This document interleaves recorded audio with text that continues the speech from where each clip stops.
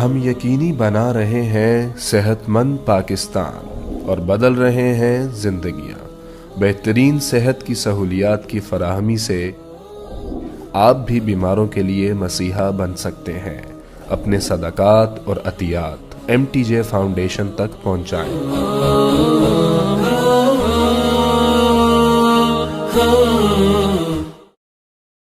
السلام علیکم ورحمۃ اللہ وبرکاتہ۔ الحمد للہ وکفی وسلام علی عبادہ الذین اصطفی، اما بعد۔ میرے محترم بھائیوں، عزیزوں، دوستوں، ایک اللہ ہے جو موت سے پاک ہے۔ اللہ لا الہ الا ہو۔ اللہ دعویٰ فرماتے ہیں کہ میں اکیلا ہوں، میرا کوئی شریک نہیں، میرے جیسا کوئی نہیں، میرا مثل کوئی نہیں۔ ایک اللہ ہے جو موت سے پاک ہے۔ الحی، زندہ ہوں، موت نہیں۔ القیوم، قائم ہوں، کسی کی کھانے پینے کی کوئی ضرورت نہیں۔ لا تاخذہ سنہ، اونگتا نہیں، ولا نوم، سوتا نہیں۔ تھکن سے پاک ہوں، تھک جانے سے پاک ہوں، مشغولیت سے پاک ہوں۔ حکومت کہاں تک ہے؟ لہو ما فی السماوات، آسمان میرے، وما فی الارض، زمین میری۔ ایک اور آیت، لہو ما فی السماوات، آسمانوں میں میری حکومت، وما فی الارض، زمینوں پر میری حکومت، وما بینہما، اس کے درمیان بھی میری حکومت، وما تحت الثری، زمین کے نیچے بھی تیرے اللہ کی حکومت۔ تو اس سارے کو کنٹرول کیسے کرتا ہے؟ کَوَإِن تَجْهَرْ بِالْقَوْلِ، تم بولو، زور سے بولو، سارا مجمع اکٹھا، میں ایک بول رہا ہوں، آپ سن رہے ہیں۔ اگر ادھر ہی دو شروع ہو جائیں تو پتہ نہیں چلے گا کیا بات ہو رہی۔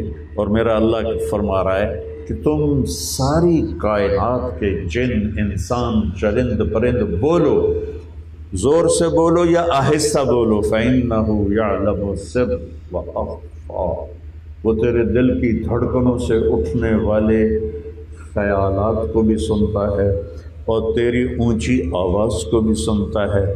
لا يخفى على الله من شيء في الارض ولا في السماء، تیرے رب کی نظر سے سمندر کی تہ اللہ سے اپنا کچھ چھپا نہیں سکتے۔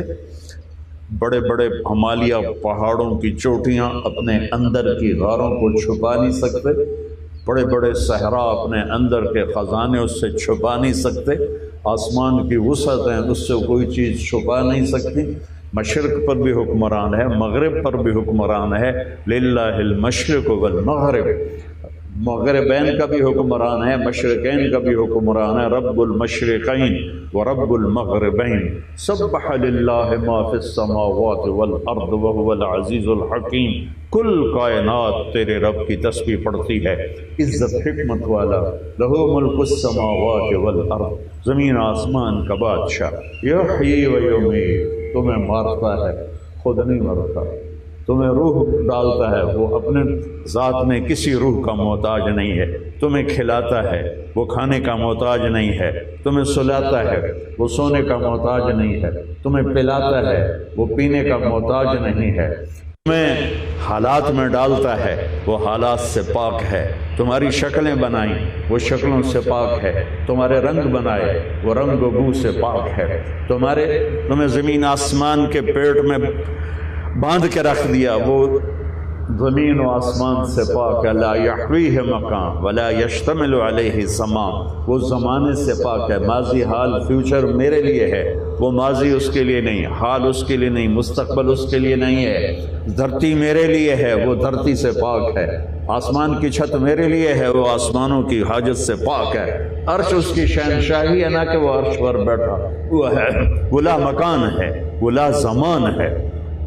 لا یحویہ مکان ولا یشتمل علیہ زمان، هو الاول، وہ پہلا، لیس قبلہ شیء، اس سے پہلے کچھ نہ تھا، هو الآخر، وہ آخر میں جب ساری کائنات ابدی نیند سو جائے گی اور ساری کائنات زلزلت الارض زلزالها اذا الشمس كورت واذا النجوم انكدرت واذا السماء انفطرت واذا الكواكب انتثرت اذا زلزلت الارض زلزالها الحاقة ما الحاقة وما ادراك ما الحاقة القارعة ما القارعة وما ادراك ما القارعة. یہ قیامت کے اللہ تعالیٰ حالات کو یوں بیان کر رہا ہے. صرف آپ الفاظ کا زور سنو. الحاقة ما الحاقة وما أدراك ما الحاقة القارعة ما القارعة وما أدراك ما القارعة. الفاظ کی طاقت، الفاظ میں زور، ہیبت ترجمہ میں نہیں کرتا. تو میرے بھائیو، ایک اللہ ہے جو موت سے پاک ہے، باقی سب کے لیے اللہ نے موت رکھی، کوئی موت سے پاک نہیں. اگر کوئی موت سے پاک ہوتا، لو کانت الدنیا تدوم لأہلہا لکان رسول اللہ فیہا مخلد. اگر کوئی موت سے پاک ہوتا تو اللہ اپنے نبی کو زندگی دیتا. اللہ تعالیٰ نے ان کو ایک رعایت دی. جبریل آئے، یا رسول اللہ عش ما شئت، اللہ تعالیٰ نے مجھے بھیجا ہے کہ میرے حبیب سے کہو 63 کی قید ہٹا دو، جتنی زندگی چاہتے ہیں آپ لے لیں، لیکن فإنک میت، موت آپ کو بھی آئے گی.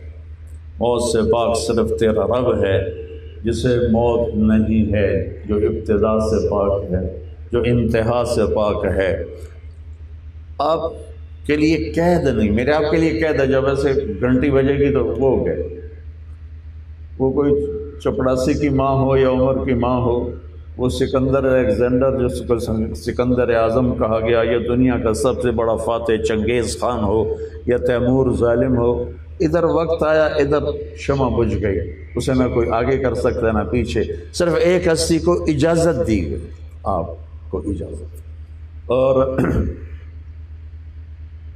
جب آپ یکم ربیع الاول کو بیمار ہوئے، 11 ہجری، سر میں درد ہوا عصر کے بعد، اور جنت البقیع سے گھر آتے آتے بخار چڑھ گیا، اور پھر یہ 12 دن آپ کی رہی، 11 دن آپ کی یہ تکلیف رہی، 12ویں دن آپ اپنے اللہ کی بارگاہ میں پہنچ گئے.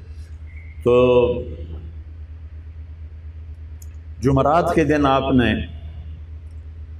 غسل کیا، 7 کنوؤں کا پانی منگوایا اور اس سے غسل کیا، اور اس کے بعد آپ حضرت علی اور عباس رضی اللہ عنہما علیہم السلام کا سہارا لے کر آپ مسجد میں انٹر ہوئے ظہر سے پہلے، اور جا کر تشریف فرما ہوئے ممبر پر. اور ایک میری بات غور سے سن، کہنے کے لوگوں، ایک زمانہ تمہارے اندر گزارا ہے، کسی کا حق مارا ہو تو لے لو. نبی بھی حق مار سکتا ہے، جو پاک معصوموں کے سردار کہہ رہے ہیں میں نے اگر کسی کا حق مارا ہو تو مجھے یہاں مجھ سے لے لو، میں آخرت میں وہ نہیں ادا کر سکتا. میں نے کسی کو تھپڑ مارا ہو، میرا گال حاضر ہے، آ کے بدلہ لے لو، میں آخرت میں بدلہ نہیں دے سکتا. میں نے کسی کو چھڑی ماری ہو تو وہ مجھے، یہ میری پیٹھ حاضر ہے، مجھے آ کے چھڑی مار لے، لیکن آخرت میں مجھ سے مطالبہ نہ کرے. کسی کا میں نے لینا دینا ہو تو وہ اٹھ کے مطالبہ کرے. ساری مسجد میں چیخ و پکار مچ گئی، سب رونے لگے زور زور سے. ان کے رونے کی آواز میں آپ کی آواز جب دب گئی تو آپ نیچے اترے اور ظہر کی نماز پڑھائی. اس کے بعد پھر آپ ممبر پہ تشریف فرما ہوئے، اور آپ نے پھر فرمایا، انہی الفاظ کو دہرایا. بھائیو، ہم لوگوں کی کتنے حقوق کھا کے بیٹھے لوگ. ہماری عدالتوں میں کیسے جھوٹے پیپروں سے زمینیں قبضہ ہو رہی ہیں، گھر قبضہ ہو رہے ہیں، جھوٹی FIR سے لے کر جھوٹی عدالتوں تک کتنے لوگوں کے حقوق مارے جاتے ہیں. اور میرا نبی پاک پاکیزہ جن کی طفیل آج ہم قائم ہیں، میں آگے بتاتا ہوں. تو ایک آدمی کھڑے ہو گئے، یا رسول اللہ آپ نے میرے 3 روپے دینے ہیں، 3 درہم. آپ نے اس سے ایسے دیکھا، پھر فرمایا کہ مجھے بیٹا یاد دلا دو، مجھے یاد نہیں. تو آپ نے تو اس نے عرض کی یا رسول اللہ آپ کے پاس ایک سائل آیا تھا، اس نے آپ سے مانگا، آپ کے پاس کچھ نہیں تھا، میں آپ کے پاس بیٹھا تھا، تو آپ نے مجھ سے پوچھا تیرے پاس کچھ ہے؟ تو میں نے کہا جی یہ 3 درہم ہیں۔ آپ نے کہا مجھے دے دو، میں اس کو دیتا ہوں، پھر بعد میں تمہیں دے دوں گا۔ آپ نے کہا ہاں یاد آ گیا، اور اس وقت میرے نبی کے گھر میں 3 روپے نہیں تھے دینے کے۔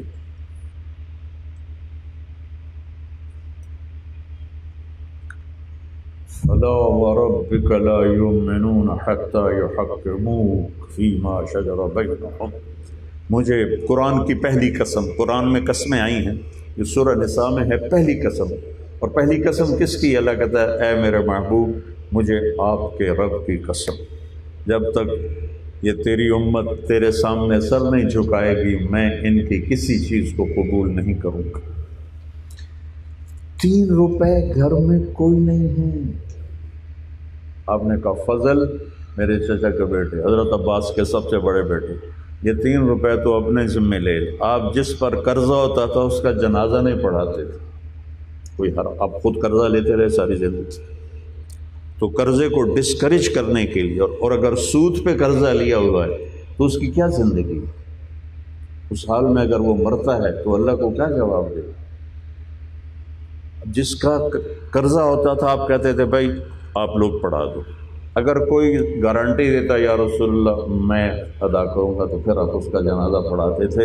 صرف کاروبار زندگی کو ادھار سے نکالنے کے لیے، ادھار سے نکالنے کے لیے۔ آپ سارے تاجر بیٹھے ہیں، حضرت عبد الرحمن بن عوف کا میں 4 اصول بتاتا ہوں۔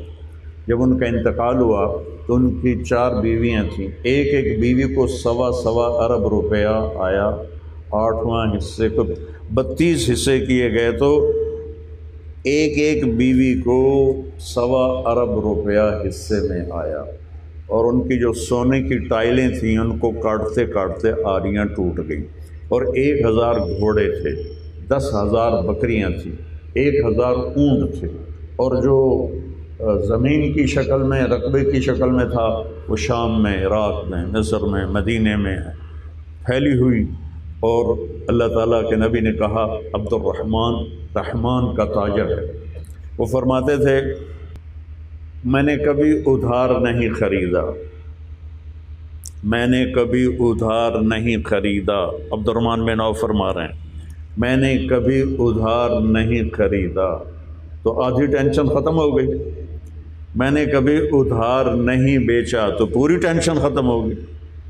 اب جن سے آپ لوگ ادھار لیتے ہیں وہ سر پہ چڑھے ہوتے ہیں، جن سے آپ نے لینا ہوتا ہے وہ آگے بھاگ رہے ہوتے ہیں، وہ جھوٹے وعدے کر رہے ہوتے ہیں۔ تو بڑے سے بڑا کاروباری ٹینشن میں پھنسا ہوتا ہے کہ ادھار لیتا ہے ادھار بیچتا ہے، تو وہ ٹینشن سے خالی ہو ہی نہیں سکتا۔ کہا جو میں نے کبھی ادھار نہیں بیچا، میں نے کبھی ادھار نہیں خریدا۔ تیسری بات، میں نے کبھی سٹاک نہیں کیا، کبھی زندگی پر سٹاک نہیں کیا، جب مجھے نفع ملا میں نے بیچ دیا، 1 پیسے کا بھی نفع ملا تو میں نے بیچ دیا۔ میں نے ریٹ کے بڑھ جانے کا انتظار نہیں کیا، ہن ود رہا، ہن ہور ود جائے گا، ہن ہور ود جائے گا، اگلے دن بالکل ہیٹھاں جانا ہے تو مڑ ہاتھ پیر پہ جاندے۔ تو کہا میں نے کبھی سٹاک نہیں کیا۔ چوتھی بات، میں نے کبھی سودے کا عیب نہیں چھپایا، میں نے اپنے سودے کا کبھی عیب نہیں چھپایا۔ ان 4 باتوں سے وہ اتنے بڑے تاجر بنے کہ آپ سب کو خریدنے ہو، اتنے بڑے تاجر بنے۔ میرے نبی ایک زندگی دے کر گئے، تو 3 درہم آقا فضل تیرے ذمہ، قرضے سے بچا کریں، خاص طور پر سودی قرضہ، بینکوں کا قرضہ، اس سے اللہ کے واسطے اپنے آپ کو بچاؤ۔ اس حال میں نہ مرو کہ تمہاری نسلوں پر بینکوں کا ادھار چڑھا ہوا ہو اور بینک تمہارے پیچھے ہوں تو تمہاری اولاد آگے آگے بھاگ رہی ہو۔ اللہ کے واسطے اپنے بچوں پر یہ ظلم نہ کرو۔ کاروبار بڑھانے کی ہوس، اپنے پاس پیسہ ہے 50 ملیں لگا لو، اپنے پاس پیسہ ہے پورا ملک خرید لو۔ عبد الرحمن کی تجارت آپ کو بتائی ہے، لیکن اللہ کے واسطے ادھار لے کر کاروبار بڑھانا، ادھار لے کر نیا پروجیکٹ لگانا، یہ نہ کرو، نقصان اٹھاؤ گے، دنیا کا بھی آخرت کا بھی۔ جمعرات کو آپ یہ ظہر کی نماز پڑھائی، پھر مغرب عشاء۔ جمعے کو آپ اٹھنے لگے تو آپ کو غش آ گئی، پھر آپ نے کہا کہ ابو بکر سے کہو وہ عشاء کی نماز پڑھائے۔ تو آپ نے جمعے کی 5 نمازیں، ہفتے کی 5 نمازیں، اور پیر کی فجر اور جمعرات کی عشاء، یہ 17 نمازیں حضرت ابوبکر صدیق نے پڑھائیں، اور آپ کافی تکلیف میں تھے۔ ہفتے کے دن اللہ تعالیٰ نے جبریل کو بھیجا، وہ حاضر ہوئے، کہا یا رسول اللہ مجھے اللہ نے بھیجا ہے کہ میں آپ کا حال پوچھوں، آپ کا کیا حال ہے؟ آپ نے کہا مجھے بڑی تکلیف ہے۔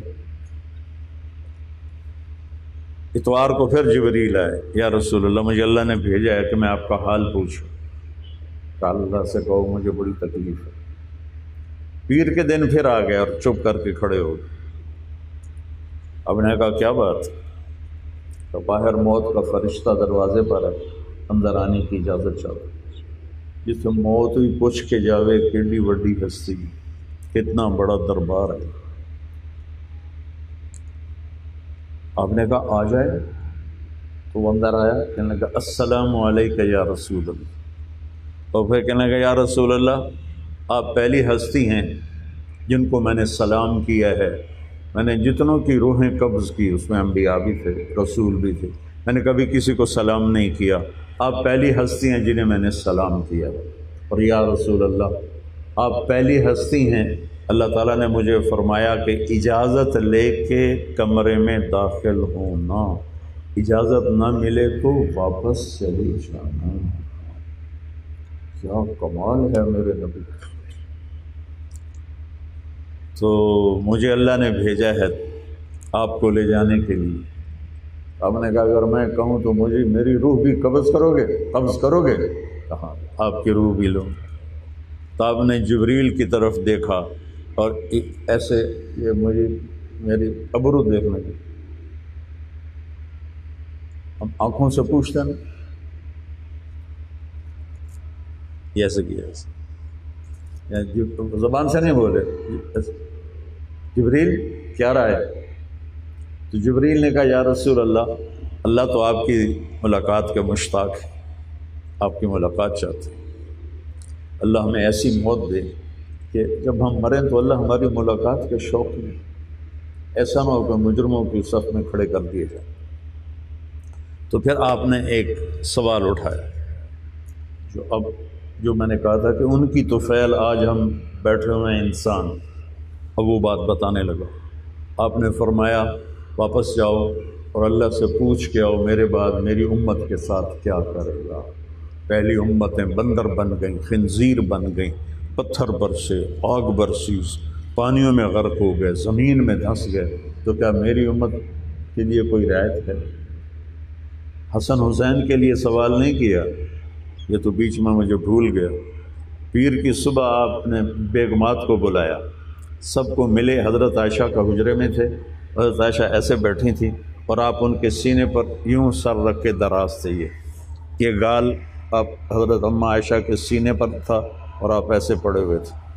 تو آپ نے ساری بیویوں کو بلا کر ان کو الوداع کہا، پھر بیٹی کو بلایا سیدہ فاطمہ علیہ السلام، کہا بیٹی میں جا رہا ہوں آج، تو وہ رونے لگی، تو فرمایا رو نہیں، سب سے پہلے تو ہی میرے پاس آئے گی۔ تو 6 ماہ بعد ان کا بھی انتقال ہو گیا۔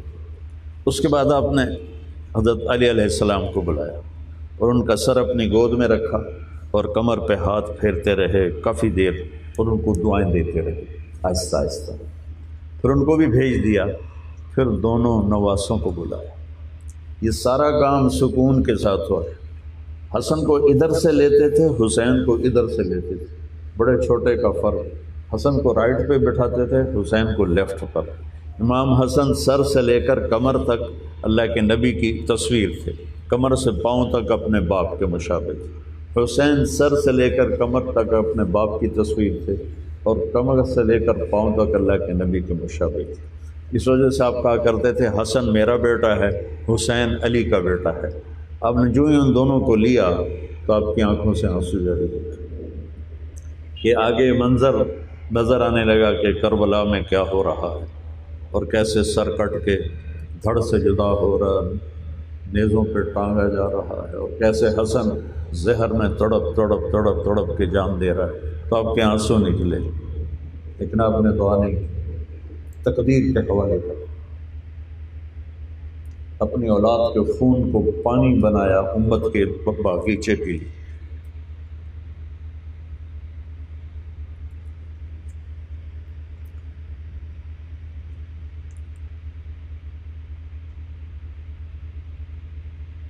ایک دفعہ ام سلمہ سے کہا ایک فرشتہ مجھے ملنے آ رہا ہے، تو دیکھو کوئی اندر نہ آئے۔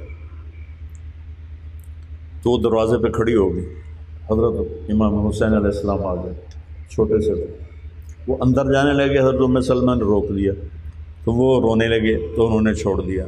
تھوڑی دیر کے بعد کمرے سے زور زور سے رونے کی آواز آئی، ام سلمہ بھاگ کے گئیں تو آپ نے ایسے حسین کو سینے سے لگایا ہوا، اور یہ اس حال میں آپ بلک بلک کے رو رہے تھے۔ تو حضرت ام سلمہ نے پوچھا یا رسول اللہ کیا ہوا؟ کہا یہ فرشتہ جو مجھے ملنے آیا تھا بتا گیا ہے کہ میرے اس بچے کو میری امت شہید کر دے، اور مجھے وہ مٹی دکھائی ہے جس میں اس کا خون گرے۔ ان کے لیے کوئی دعا نہیں کی۔ جب ہمارے لیے جب وقت آ گیا کہ اب جانا ہے تو جاؤ پوچھ کے آؤ میری امت کے ساتھ کیا کرے گا، تو اللہ تعالیٰ نے پیغام دیا کہ ہم آپ کی امت کا خیال رکھیں گے۔ اللہ کی قسم یہ اللہ کا نبی بات نہ اٹھاتا تو ہمیں بندر خنزیر بنانے میں اللہ کو کوئی مسئلہ نہیں تھا۔ ہم اتنے گناہ کر رہے ہیں کہ ساری امتوں کا مجموعہ مل کر جو گناہ تھا وہ ہم کر رہے ہیں، کفر کے سوا، شکر ہے۔ لیکن اللہ تعالیٰ نے یہ جو بندر بنائے تھے وہ کافر نہیں تھے، مسلمان تھے، کو بندر بنایا، خنزیر بنایا ان کی نافرمانیوں کی وجہ سے، نہ کہ کفر کی وجہ سے۔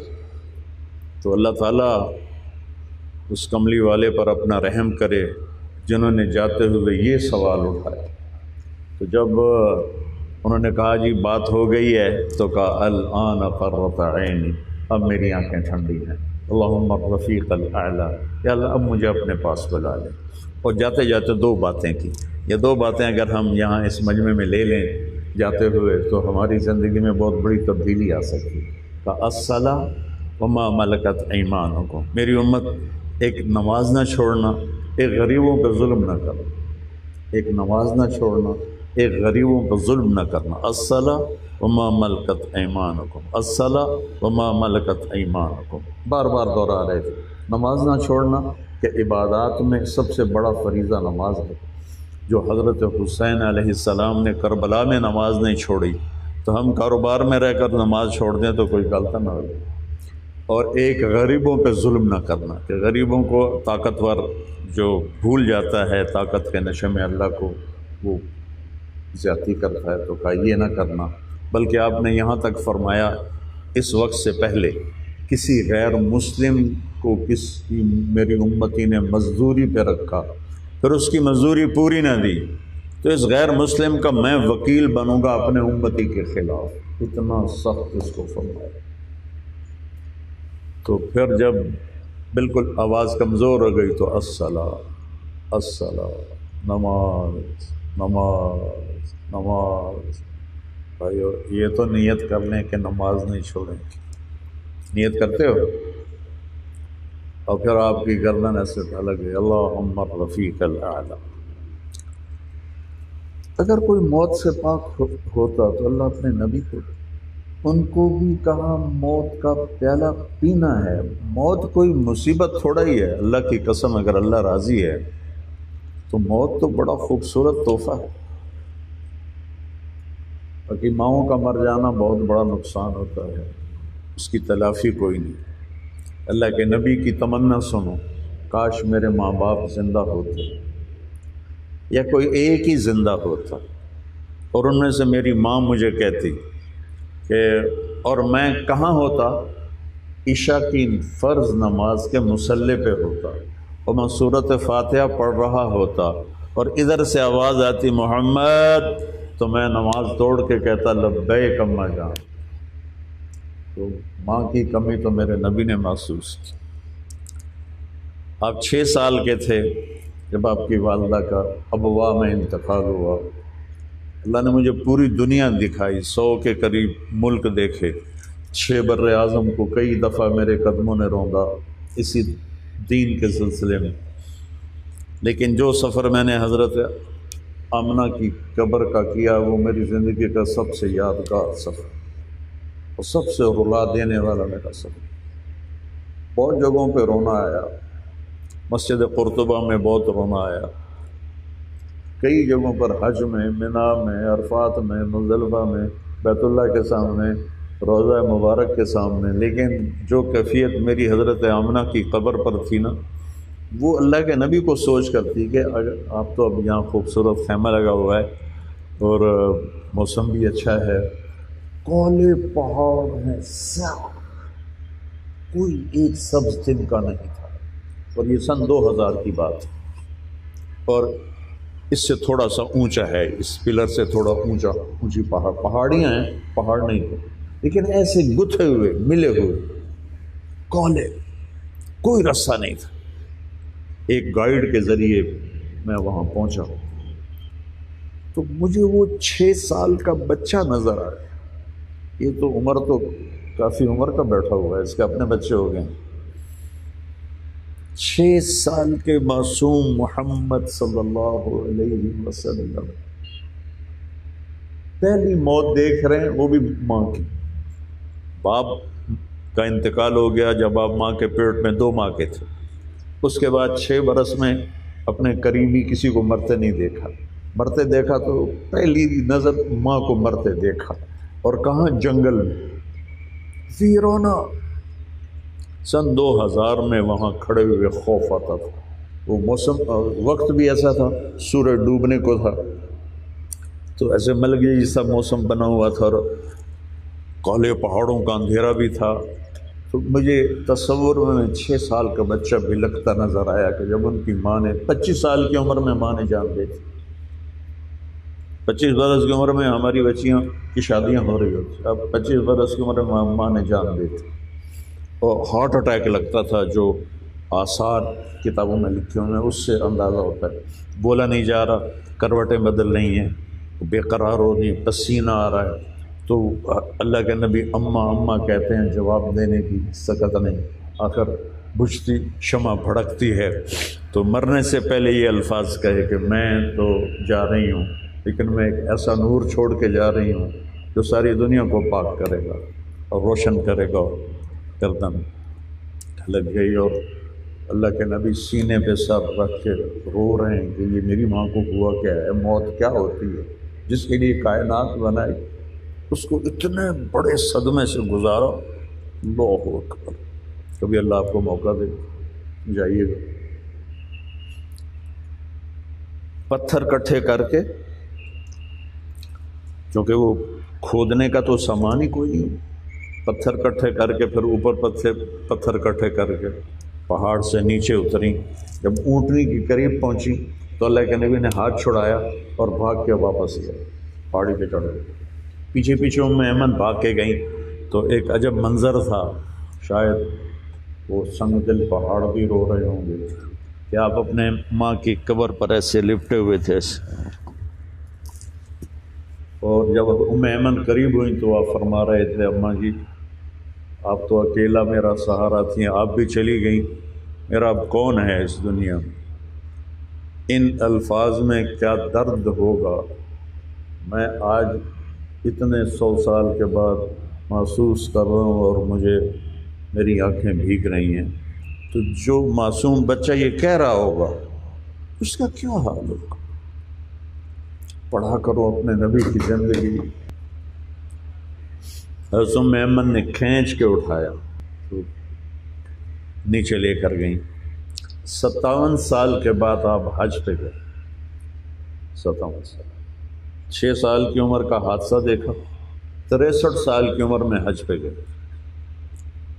جب ابوا پہنچے تو آپ کے ساتھ کوئی 50,000 حاجی تھے، آگے جا کے 1.5 لاکھ ہوئے۔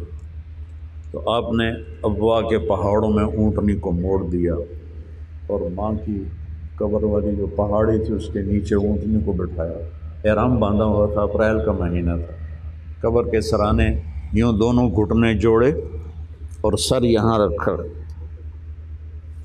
اور رونا شروع کیا، اور اتنا روئے کہ آپ کا احرام تر ہو گیا، داڑھی تر ہو گئی، سینہ سے آنسو بہہ رہے تھے، اس طرح آپ تڑپ تڑپ کے رو رہے تھے۔ 57 سال کے بعد زخم اتنا ہرا ہے کہ آنسو نہیں رک رہے، اور پھر آپ نے کہا آج رات میں اپنی ماں کے پاس گزاروں گا، تو آپ نے وہیں اپنا خیمہ لگوایا، باقی لوگ آگے چلے گئے جہاں انتظام تھا، آپ نے رات وہاں گزاری چند ساتھیوں کے ساتھ۔ تو یہ صدمہ تو وہ ہے جو میرے نبی کے اوپر گزرا، تو آپ آنکھیں بھیگنا کیا ساون بادوں بن گئے۔ اور پھر یہ مقام ایسا ہے، ایک دفعہ آپ نے حضرت عمر اور حضرت علی سے فرمایا کہ میرے بعد ایک شخص آئے گا، اس کا نام ہوگا اویس بن عامر، اس کا قبیلہ ہوگا قرن، اور قرن کی شاخ ہوگی مراد۔ وہ جب آئے نا تو عمر تم نے اور علی تم دونوں نے اس سے دعا کروانی۔ عمر اور علی کو تابع کی دعا کی کیا ضرورت؟ عمر وہ ہیں جو نبی کے پہلو میں لیٹے ہوئے، علی وہ ہیں جو آپ نے کہا میری نسل اس سے چلے گی، بیٹی سے نسل تو نہیں چلتی، کہا نہیں میری نسل فاطمہ سے چلے گی، فاطمہ کی نسل علی کی نسل ہے۔ تو علی وہ ہیں کہ آپ نے ان کا ایسے ہاتھ پکڑ کے یوں کر کے سینے کے قریب کر کے کہا علی تو خوش ہے، جنت میں تیرا گھر میرے گھر کے سامنے ہوگا۔ تو حضرت علی رونے لگے، کہا جی اور مجھے کیا چاہیے؟ ان کو کہہ رہے ہیں دعا کروانا کہ اس نے ماں کی ایسی خدمت کی ہے، ماں کی، جہاد بھی کیا تھا، روزے بھی رکھے تھے، نماز بھی پڑھی تھی، ذکر بھی کیا تھا، تلاوت بھی کی تھی، تلوار بھی اٹھائی تھی، یہ سارے کام کیے تھے، لیکن کہا اس نے ماں کی ایسی خدمت کی ہے، جب وہ ہاتھ اٹھاتا ہے اللہ اس کے ہاتھ خالی نہیں لوٹاتا، اسے دعا کروانا۔ جب حضرت عمر خلیفہ بنے تو انہوں نے 10 کے 10 سال حج کیا، 10 سال خلافت تھی، ہر سال حج کی، تو ہر سال وہ مکے میں پوچھتے کوئی اویس، تو کئی سال گزر گئے، 6 7 سال 8 سال گزر گئے، آخر 7واں یا 8واں سال تھا، آپ نے سارے حاجی اکٹھے کر لیے، تھوڑے سے حاجی ہوتے چند ہزار، تو آپ نے فرمایا کہ وہ یمن میں گیا ہوں حضرت اویس کرنے کی بستی یمن میں ہے پہاڑوں میں، کہا بھائی یمنی کھڑے ہو جاؤ باقی سارے بیٹھ جاؤ، تو باقی بیٹھ گئے، یمنی کھڑے رہے۔ پھر آپ نے فرمایا کہ بھائی جو قرن قبیلے کے ہیں وہ کھڑے رہو باقی بیٹھ جاؤ، تو وہ سارے بیٹھ گئے، قرن قبیلے کے کھڑے ہو گئے۔ پھر کہا قرن کی جو سب کاسٹ ہے مراد، اس والے کھڑے رہو باقی بیٹھ جاؤ، تو صرف ایک آدمی بچا، کہ تم مراد کی شاخ سے ہو؟ کہا جی۔ کہا اویس کو جانتے ہو؟ کہا جی ہاں جانتا ہوں، میرا سگا بھتیجا ہے، لیکن وہ تو پاگل سا ہے، آپ اس کا کیوں پوچھ رہے ہیں؟ تو حضرت عمر رونے لگے، کہا کہ نہیں وہ پاگل نہیں، تو پاگل ہے، کدھر ہے؟ کہا جی اونٹ چرانے گیا ہے عرفات کی طرف۔ تو آپ نے حضرت علی کو پیچھے بٹھایا اور اونٹنی پر سوار بھاگم بھاگ پہنچے عرفات، تو دیکھا ایک کیکر کے درخت کے نیچے ایک آدمی نماز پڑھ رہا ہے، درمیانہ قد ہے، کالا رنگ ہے، اور اونٹ دائیں بائیں چل رہے ہیں۔ تو یہ دونوں حضرات پاس بیٹھ گئے۔ اویس نے دیکھا کچھ لوگ آ کے بیٹھ گئے ہیں، تو انہوں نے نماز مختصر کی، سلام پھیرا۔ حضرت عمر نے پوچھا کون ہو؟ کہا جی مزدور ہوں۔ پھر انہوں نے پوچھا تمہارا نام کیا ہے؟ کہا جی اللہ کا بندہ ہوں۔ کہا بھائی اللہ کا بندہ تو میں بھی ہوں، سب ہیں، تیرا وہ نام پوچھ رہا ہوں جو تیری ماں نے رکھا۔ تو یہ تو جانتے نہیں تھے عمر اور علی کو، پہلی دفعہ آئے تھے، تو وہ تھوڑا تنک کے کہنے لگے تسی کون ہو میرا انٹرویو کرنا لے، اپنی زبان میں کہہ رہا ہوں۔ تو اس پر حضرت علی بولے یہ امیر المومنین ہے عمر، میں ہوں علی۔ پھر وہ ہل گئے، لرز گئے کہ جی میں معافی چاہتا ہوں، میں پہلی دفعہ حج پہ آیا ہوں، میں نے دیکھا نہیں تھا آپ کو۔ تو حضرت عمر نے فرمایا کہ ہاتھ اٹھاؤ، ہمارے لیے دعا کرو۔ وہ حیران پریشان ان کا منہ دیکھنے لگے کہ جی میں دعا کروں؟ مجھے تو آپ کی دعا کی ضرورت ہے، میں دعا کروں کہاں؟ تمہیں پتہ ہے یہ کیوں ہے؟ یہ تو نے ماں کی خدمت کی ہے، اس کے صلے میں ہمیں کہا گیا ہے وہ ایسے دعا کروا۔ یہ وہ مرتبہ ہے جس جو چھن گیا تو چھن گیا، ماں گئی تو سب کچھ گیا۔ والدین جن کے زندہ ہیں ان کی خدمت کر لو، ان کی دعا لے لو۔ ایک نوجوان کھڑا تھا، آپ جہاد کے سفر میں تھے، تو حضرت عمر کہنے لگے اگر یہ جہاد میں ہمارے ساتھ ہوتا تو کتنا اچھا ہوتا۔ تو آپ نے اسے بلایا تو بیٹا ادھر آؤ، بہت خوبصورت بدوی، کہنے لگے کیا کرتے ہو؟ کب کچھ کام کرتے ہو؟ کہا جی ہاں، یہ بکریاں چراتا ہوں اور ایک میری ماں ہے اس کی میں خدمت کرتا ہوں۔ تو آپ نے فرمایا کہ عمر یہ جہاد میں ہی ہے، یہ ماں کی جو خدمت کر رہا ہے یہ جہاد کر رہا ہے، اس کو جہاد میں ساتھ رہنے جانے کے لیے نہیں فرمایا کہ بس تو ماں کی خدمت کر، یہی تیرا جہاد۔ ایک شخص آیا یا رسول اللہ بڑا گناہ ہو گیا، کیا کروں؟ آپ نے کہا تیری ماں زندہ ہے؟ کہ نہیں، مر گئی۔ تیری خالہ زندہ ہے؟ کہا جی ہاں۔ کہا جا اس کی خدمت کر، معاف ہو جائے گی۔ عبید اللہ بن عمیر سے ایک شخص نے پوچھا کہ میں نے اپنی ماں کو ایران سے اٹھایا اور خراسان اور مکے اور عرفات مزدلفہ منا سارا سفر یہ میں نے کندھے پہ اٹھا کے اپنی ماں کو حج کروایا، اور یہ سارا سفر اپنی کمر پہ بٹھا کے میں پیدل چلا، تو میں نے ماں کا حق ادا کر دیا۔ تو انہوں نے فرمایا ولا طلقۃ واحدہ،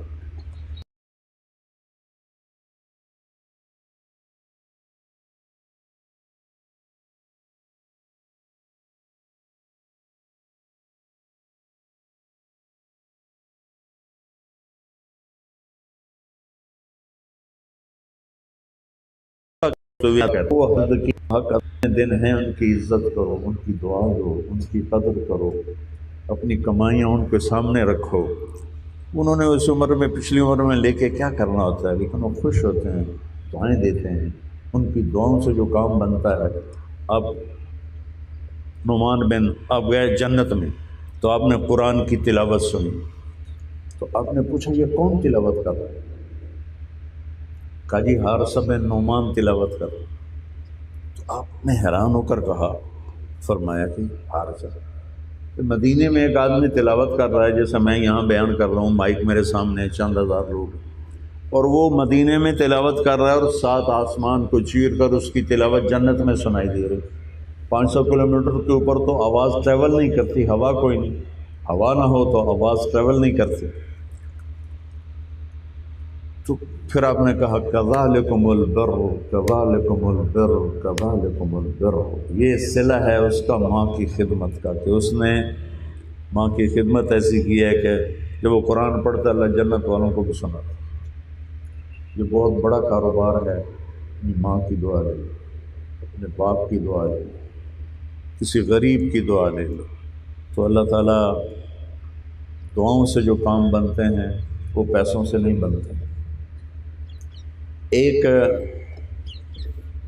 شخص آیا حضرت عمر کے پاس، کہ جی میں نے ماں کو کندھے پہ بٹھا کے حج کروایا، عبداللہ بن عمر کے پاس، تو میں نے ماں کا حق ادا کر دیا۔ آپ نے کہا ولا ظفرۃ واحدہ، تجھے پالتے ہوئے جو تھک کے سانس لیتی تھی نا، اس ایک سانس کا بھی حق ادا نہیں۔ آپ نے ارشاد فرمایا جب قیامت کے دن لوگ جنت میں جائیں گے تو اویس بھی جائے گا، اویس قرنی جس کا بھی واقعہ سن، جب جنت کے قریب آئیں گے تو اللہ تعالیٰ کہیں گے باقی چلے جاؤ، اویس کو کھڑا کر دو، تو وہ تھوڑا ہل جائیں گے، بھائی اتنے آ کے کی بن، تو پریشان ہو جائیں گے، بھائی ہوں تو پل بھی ٹاپے ہیں، تو وہ کہیں گے یا اللہ کیا ہوا ہے؟ آپ نے کہا یہ پیچھے جہنمی لوگ کھڑے ہیں ایمان والے، جدھر تیری انگلی پھرے گی سب کو معاف کر دوں، جدھر تو اشارہ کرے گا نا سب کو معاف کروں گا۔ اس کا سبب کیا ہے؟ ماں کی خدمت۔ تو بھائیو، اپنے ماں باپ کے لیے وقت نکالا کرو، اپنے ماں باپ کی دعائیں لیا کرو، 5 وقت نماز پڑھو، رزق حلال کا۔ ایک حدیث سنا کے دعا کراتا ہوں۔ آپ نے کہا 4 باتیں لے لو، دنیا بھی تمہاری آخرت۔ ایک، ہمیشہ سچ بولو، جھوٹ نہ بولو۔ ایک، ہمیشہ دیانتداری سے کام کرو، کسی کو دھوکہ نہ دو۔ ایک، اپنے اخلاق اچھے کرو۔ ایک، رزق حلال کماؤ تو دنیا بھی تمہاری ہے، آخرت بھی تمہاری۔ میں دوبارہ دہراتا ہوں، ہمیشہ سچ بولو، جھوٹ نہ بولو، دیانتداری سے کام کرو، کسی کو دھوکہ نہ دو، اخلاق اچھے کرو، گالی گلوچ نہ کرو، رزق حلال کماؤ، حرام نہ کماؤ، تو دنیا بھی تمہاری ہے، آخرت بھی تمہاری۔ میں جب ایسے شروع میں فیصل آباد میری شادی ہوئی تو میرا لنک بن گیا، ورنہ میرا فیصل آباد سے کوئی لنک نہیں تھا۔ میرا ڈسٹرکٹ تو ملتان ہے اور راوی کے کنارے ہمارا گاؤں ہے۔ تو گشتوں میں یہ سوتر منڈی جانا ہوتا تھا، تو ہر 20-30 گز کے بعد ماں بہن کی گالیاں چل رہی ہوتی تھیں، اور اتنی زور سے گالیاں دے رہے ہوتے تھے کہ حیران ہوتا تھا۔ کوئی قتل دا کیس بن گیا، پیسے، اس کے پیچھے پیسے، ماں کی گل۔ ماں کا کیا قصور ہو تو گھر بیٹھے، تمہاری بہن کا کیا قصور ہے وہ تو گھر بیٹھے، بیوی کا کیا قصور ہو تو گھر بیٹھے۔ لیکن میں نے اتنی گالیاں سنی ہیں سوتر منڈی میں، جب بھی گشت پہ گیا ہوں گالی شریف ضرور سنوں۔ اور میرے نبی کا فرمان ہے، جب میری امت گالیاں دے گی تو اللہ کی نظروں سے گر جائے گی۔ اور کسی مسلمان کو ماں بہن کی گالی دینا بیت اللہ کو پتھر مارنے سے بڑا گناہ ہے۔ تو بھائیو، رزق حلال کماؤ اور صبر سے کماؤ، ہوس اور حرص کی دوڑ نہ رکھو، تو اللہ آپ کی دنیا بھی اچھی کرے گا، آخرت بھی اچھی کرے گا۔ جب کبھی گناہ ہو جائے توبہ کرو، اللہ کا قربان جائیں۔ شیطان نے کہا ایک بندہ نہیں چھڑنا میں تیرا، سارے نو دوزخ لے جاؤں۔ اللہ تعالیٰ نے کہا جتنی باری توبہ کرن گے میں اتنی باری معاف کر دیں۔ اور میرے نبی نے فرمایا دن میں 70 دفعہ گناہ کرو، 70 دفعہ، 70 سے مراد ہے کئی دفعہ، اور ہر دفعہ توبہ کر لو تو اللہ تمہارا تعلق باقی رکھے گا، توڑے گا نہیں۔ وہ یہ نہیں کہے گا اے میں تو توبہ کا مذاق بنایا ہے، ہر باری توبہ مڑ کرن لگ جانا، مڑ کرن لگ جانا۔ نہیں، اللہ کہتا ہے آؤ جاؤ، آ تو صحیح، تو آ جا، میں معاف کروں گا۔ اور میرے اللہ نے کہا میرے بندو اگر تم اتنے گناہ کرو کہ آسمان کی چھت کو لگا، ہم تو چانتا ہی نہیں لے جا سکنے ہیں۔ اللہ نے کہا ایک آدمی اتنے گناہ کرے کہ آسمان کی چھت کو لگا دے، پھر صرف ایک دفعہ کہہ دے یا اللہ معاف کر، تو میں سارے معاف کر دوں۔ تو جب کوئی خطا ہو جائے معافی مانگ دو، اللہ تعالیٰ معاف فرما دے۔ یہ کبھی نہ سوچا کرو کہ آج کر کے کل توڑ دینے کی فائدہ توبہ، نہیں، کرتے رہو، کرتے رہو، اللہ کی رحمت اترتی رہے گی۔ ہاں، حقوق العباد میں اس سے معافی مانگنی پڑے گی، جا کے پاؤں پکڑ لو، قیامت کی پکڑ سے تو بچ جاؤ۔ کوئی آپ سے معافی مانگنے آئے تو معاف کرنے میں دیر نہ کرو۔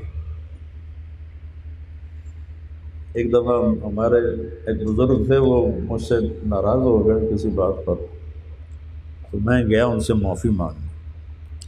وہ گھر میں تھے، مجھے دیکھتے ہی کھسک گئے اور ڈیرے میں چلے گئے۔ ڈیرے کتنے آئے گا، نوکر چاک کرتے تھے کہ میں معافی مانگے گی۔ میں ڈیرے میں چلے گیا تو ایک نوکر ان کو دبا رہا تھا، میں جا کے بیٹھ گیا پیروں کے پاس، میں کہا چاچا جی جاندی کرو، معاف کرو۔ اچھل گئے، میں نہیں معاف کروں، ہوں ہو جو گیا قصور، تھی ساڑے وڈے ہو، معاف کر دے۔ مینوں پتہ تو بڑا بڑا مولوی ہے، پر میں تینوں معاف نہیں کروں۔ کتنی دیر منتیں کروائیں، 2.25 گھنٹے۔ نوکر سارے کٹھے، رشتہ دار کٹھے، سارے محنت کرنے والے بھائی ہونے، اتنی محنت کر لے، معاف تو کرو گے۔ 2.25 گھنٹے کے بعد انہوں نے مجھے معاف کیا۔ اور اللہ تعالیٰ کہتا ہے کہ اتنے گناہ کر کے آسمان کی چھت کو لگا کر ادھی زبان نہ لا کے یا اللہ معافی، جاؤ معاف۔ جاؤ معاف کیا تو نا امید ہونے کی کوئی بات نہیں ہے بھائی. جب کبھی خطا ہو یا معاف، نماز قضا ہو جائے، سونے سے پہلے قضا پڑھ تو ایسا ایسا پانچوں کی عادت ہو جائے گی. تو سارے بھائی اس کی نیت کرتے ہو نا. اب ایک دفعہ سورۃ فاتحہ پڑھو، ایک دفعہ 3 دفعہ سورہ اخلاص پڑھو، ہم دعا کرو.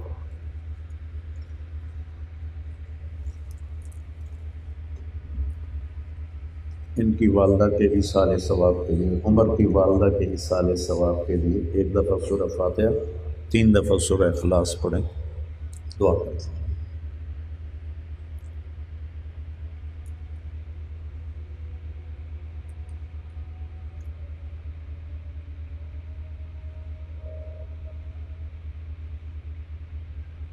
اللهم لك الحمد كما أنت أهله فصل على محمد كما أنت أهله وفل بنا ما أنت أهله إنك أهل التقوى وأهل المغفرة. اللهم اغفر لها ما تقدم من ذنبها وما تأخر وما أسرت وما أعلنت وما أنت أعلم به منها. اللهم اغسلها بالماء والثلج والبرد.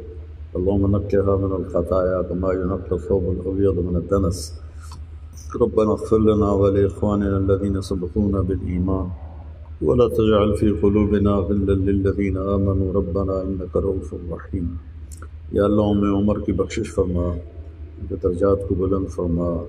یا اللہ یہ سید گھرانہ ہے، تیرے نبی کی نسل ہے، اس نسل کو تو نے سب سے اعلیٰ بنایا ہے. پوری کائنات میں سے چن کے تو نے اپنے نبی کی نسل کو چلایا ہے. انہیں اپنے بڑوں کے ساتھ ملا دے. سیدہ فاطمہ زہرا سے ملا دے، سیدہ زینب سے ملا دے، سیدہ خدیجہ عائشہ سے ملا دے. اللہ کے محبوب کی بارگاہ میں نیازمندی کے ساتھ حاضری کی توفیق نصیب فرما دے، اور دونوں میاں بیوی کو جنت الفردوس میں جمع فرما دے. اور یا اللہ جو گناہ جان بوجھ کے ہوئے، جو قطن ہوئے، جو بھول کے ہوئے، جو جس طرح بھی ہوئے، قولاً فعلاً، سارے اپنے فضل سے معاف فرما. جتنے ہمارے عزیز و اقارب تیری بارگاہ میں پہنچ چکے ہیں ایمان کے ساتھ، ان کی قبروں کو ٹھنڈا فرما، ان کے درجات کو بلند فرما. اور جب ہمارے جانے کا وقت ہے تو ہمارا خاتمہ بھی ایمان بھی فرما. میرے رزق حلال نصیب فرما، میرے دیس کو سود سے پاک فرما، جھوٹ سے پاک فرما، ظلم سے پاک فرما، بددیانتی سے پاک فرما، خیانت سے پاک فرما. ہمارے حکمرانوں کی رہنمائی فرما، ہماری فوج کی رہنمائی فرما، ہماری پولیس کی رہنمائی فرما. ان سب کو یا اللہ، یہ ہماری فوج کو، ہماری پولیس کو، ان کو یا اللہ اپنے خزانوں سے بہت خوش دے کہ اپنی جانوں کا سودا کر کے یہ ملک کی حفاظت کرتے ہیں. ہمارے تاجروں کو یا اللہ سخاوت نصیب فرما، کشادہ رزق نصیب فرما. یا اللہ جو سودی قرضوں میں پھنس گئے ہیں تو اپنے غیب سے اس سے نکلنے کی شکل پیدا فرما. جو آپس میں بھائی لڑے ہوئے ہیں ان میں صلح کروا دے، جو روٹھ گئے ہیں ان کو ملا دے، ان کو آپس میں ملوا دے. جو یا اللہ آپس میں نفرتیں پیدا ہو گئیں، اپنی رحمت سے نفرتوں کو پیار میں بدل دے. ہماری زمینوں میں برکت دے، ہمارے کھیتوں میں برکت دے، چاروں صوبوں کو بابرکت بنا. ہمارے دریاؤں کو زندہ کر دے. ہمارے ملک کا پانی کم ہو رہا ہے یا اللہ، اور تیرے پاس خزانے ہیں پانی کے یا اللہ. تو آپ اپنے فضل سے زمین کے پانی کو بھرپور فرما دے، ہماری زمینوں کو زرخیز فرما دے، ہمارے بازاروں کو بابرکت فرما دے. یا اللہ مہنگائی کا طوفان ہے، اپنے فضل سے اس کو کم فرما کہ یا اللہ سارے دنیا کے نظام تو تیرے ارادے سے چلتے ہیں. یا اللہ غریب آدمی اور یا اللہ متوسط درجے کے لوگ بہت تکلیف میں ہیں، مالدار بھی تکلیف میں ہیں. یا اللہ تو فضل فرما اور اس مہنگائی کو ختم فرما، اور عافیت کے ساتھ رزق کی فراوانی فرما. سچائی والی، دیانت والی، محبت والی، نفرت سے پاک فرما. وصلی اللہ تعالی نبی کریم. آمین. السلام علیکم ورحمۃ اللہ وبرکاتہ.